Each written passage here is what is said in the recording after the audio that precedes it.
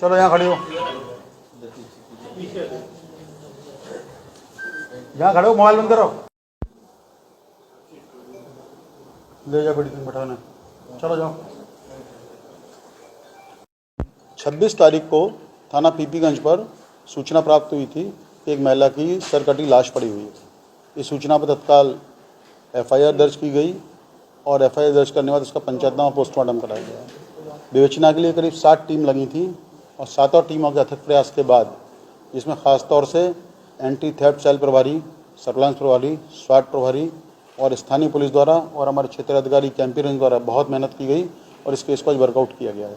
दरअसल ये हत्या महिला की पुत्रवधू और पुत्रवधू की बेटी यानी उसकी नातिन द्वारा महिला की गढ़ से हत्या की गई थी और हत्या करने के बाद डेड बॉडी को बोरे में रख करके गांव के बाहर सीमा पर जो खेत था वहां ले आके फेंक दिया गया था और उसके बाद इन लोगों द्वारा ये बताया गया कि हमारी दादी किसी द्वारा हत्या कर दी गई है।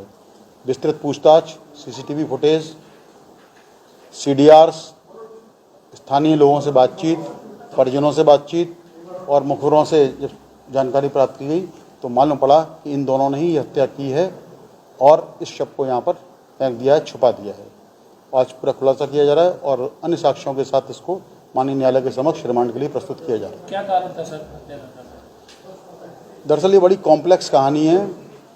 मृतका की ये जो बेटी है ये इसके पूर्व पति की संतान है जो बंगाली था और ये बेटी यहाँ बड़ा सफोकेशन फील कर रही थी। दादी के का जो व्यवहार था इस नातिन के प्रति बड़ा ही क्रूर था और उपेक्षापूर्ण था। उसको ताने देना, अभद्र तरीके से उससे बातचीत करना, उसको टोका टाकी करना, जिस चीज़ से वो कुंठित थी और कई वर्षों से प्रताड़ित थी और माँ भी इसको प्रताड़ना में उसका साथ देती थी। मतलब माँ बेटी दोनों प्रताड़ित महसूस करती थी इस घर में रहते हुए, इसलिए उन्होंने इस घटना को अंजाम दिया और डेड बॉडी को छुपाने का भी कार्य किया। Thank you.